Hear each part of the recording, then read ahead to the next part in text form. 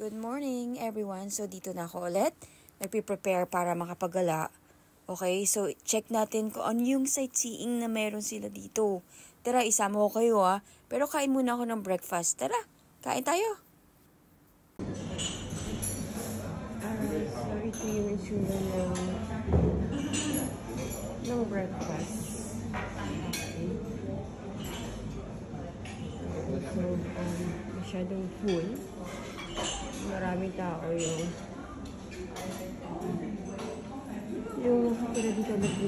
maraming tao yung nag-stay dito sa hotel ngayon. It's weekend, so it's full. Para siyang full book. Fully book. Alright. So, mag-breakfast tayo ngayon. Kukuha ko ng food. Ayan, dito yung itsura nung food dito ngayon. So, marami silang mga food na mapagpipilian. Ayan. So, ayan. So, maraming food. Free na to. No? Tapos, ito yung mga mapagpipilian. Dali. Kain mo na. Ayan. So, merong eggs. Tapos, meron ito. Ito naman. Egg then. And then, ayan. Mostly English breakfast. Kukuha muna ako nito. Ang daming food. Tapos, meron pa doon sa side. And then, so may mga salads. And then, bread. Tapos doon naman sa side, yung fruit salad, cereals. Yan. And then doon, kain mo na. Yan. So, ito na yung nakuha ko na food. Tapos meron pa pala dito. Ayan. Mamaya na lang. Kakainin ko muna to. Okay. Good morning. Dito tayo ngayon sa may market. Ito yung itsura ng market dito sa may Latvia. O, di ba parang ganun din naman sa atin, palengke.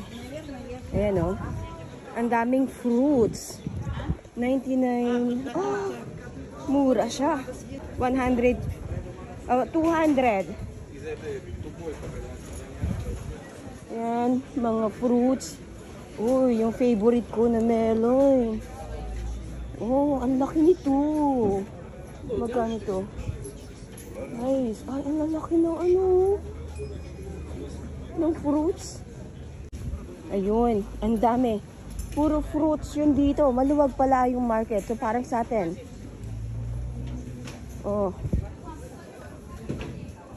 Maraming mura. So, 99. Oh, nice. Pero, kailangan kong maggala. So, hindi tayo bibili. Kasi, bibit-bitin ko yun Tsaka bukas, pabalik naman ng Scotland. Yan, ang dami. Super dami. Ayan. 230 ang masarap ito. Yan, tsaka hindi talaga nakasulat sa English. Latvian nakasulat. Alright. So, maghahanap tayo ng mga kainan dito sa may market. Alright, so, makamura-mura. Nice.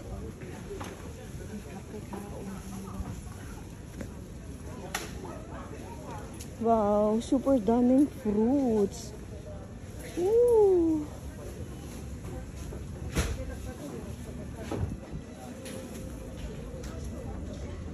Nice. Very sunny dito ngayon, Alright, so dito tayo sa may biggest market dito sa may Eastern Europe. So, yun ang sabi nila based dun sa may TripAdvisor. Ito daw yung pinaka-biggest na market. So, let's see kung gaano kaluwang itong market na to. Alright. Ayan. Ayoko yan. Kasi saucy siya. Mukhang maluwag to. Maluwag nga. Galing na rin ako ng ibang eastern side ng Europe. Pero totoo nga, parang mas malaki nga talaga ito. Ito rin yung pinaka-biggest. Oh, meron din silang Spanish hamon. Oh. Diba mga black siya? Para siyang so many bacteria. Ano yung amber dito compared sa amber doon? Amber from Baltic Sea. Oh. Baltic Gold. Baltic Gold. Where are you from? Oh, me, I'm from the Philippines. Oh, very Yeah. Very long way. Yeah, it's different. Yeah, it looks nice. Just to ask, how much is the cost? Like that one? This Yeah. this 15. 15. Small. Alright. Yes. This, for example, The bigger ones. 35. 35. Yes. 15. So many amber. Yes. Juice from tree, pine tree. Is from the pine tree? Yes. The amber? Yes. And from sea and underground. Oh. Yes. This is pine tree. Wow. Yes. 50 million years old. 50 million years old. 50. Yes. 50 million. Yes. 50 million. In the pine tree. Yes. How is it? How you remove the amber in the pine tree? How do you remove? You can see this big. Oh, this is the one. Yes. Oh, this one doesn't look like tree. Looks like rocks. The juice of the tree that came from the pine tree and it goes to the Baltic Ocean. This to the underground. Wow. That's really interesting. It looks so good. This is nice. Ang dami din, oh. Pero at least dito mga mura compare doon sa shop. Ano ito? Is this tomato? Oh, tomato. Wow. Alright. So, bibili ako ng remembrance dito. Alright. 3 euros and 50 pence. Where is it? Nice. Ito yung pag-open nito. Nice. I have it.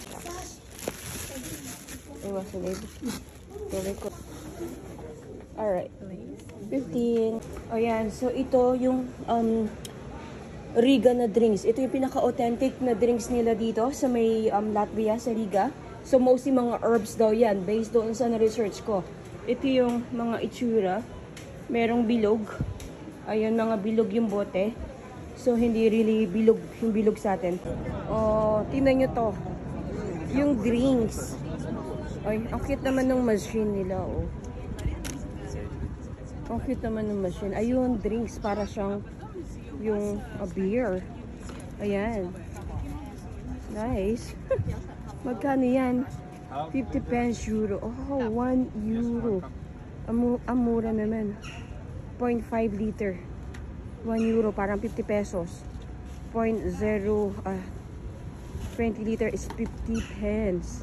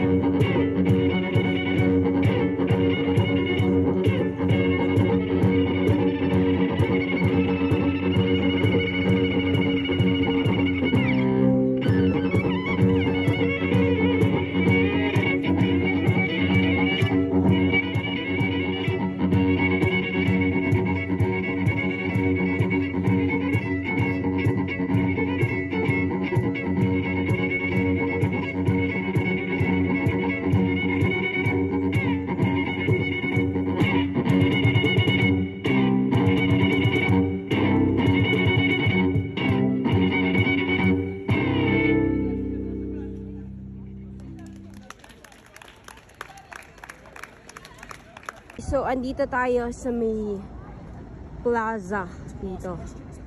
Isa din to sa sightseeing nila. Itong tsura nito, parang Rizal Park.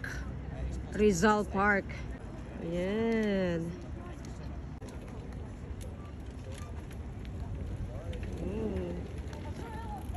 Ito naman yung kanilang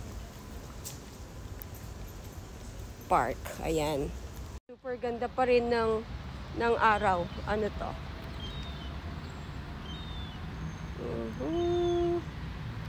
Ang cute naman yan.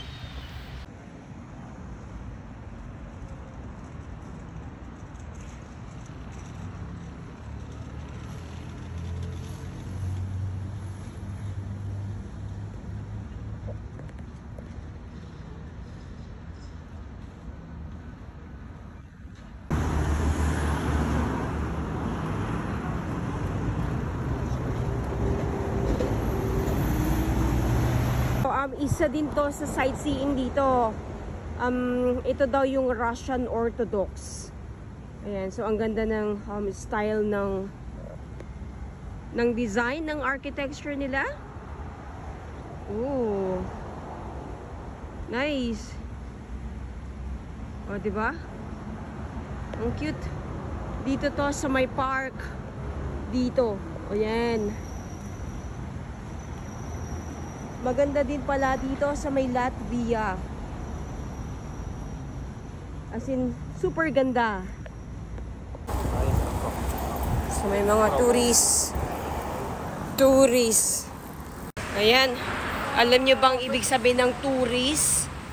Masyadong touristy na mag-travel, okay? Touristy.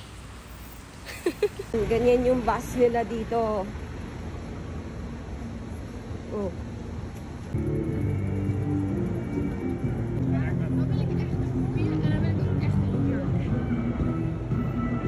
Vlog. Another vlogs. See? Masyado silang maraming vlog. Karamihan ng mga buildings dito.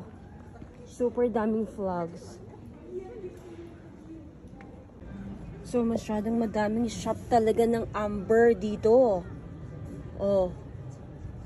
Ang ganda pala ng story o history ng Amber. Which is so nice. Another Amber. So, yan yung Amber shop sa loob. Okay. Ayan. Masyado talagang everyday sunny dito sa may Latvia. Okay, so ito yung very well-known na Three Brothers na building dito sa may Riga. Yan, so it was built down noong 1646. Kung nakikita nyo yun, ayan, 1646. Yan, so magkakapatid yan, tatlong magkakapatid. Ayan. From the medieval times, a dwelling house, yes, a living house. That's how they were living in such kind of buildings, yes. The middle brother from the Swedish times and the youngest brother from the Russian Empire times. And as you see, they get metal one. Yes, well, there are two reasons for that. One reason, there is not so much space anymore inside the city walls to build big buildings in the centuries to go. But the second reason, the facade tax. The wider the facade, the more you have to pay taxes, right? Amsterdam, Copenhagen, Riga, Tallinn, and a lot of other cities in Europe had that facade tax. That's why you kept it narrow, but sometimes the building could go really deep inside. Is there anybody here still on Monday? Yes?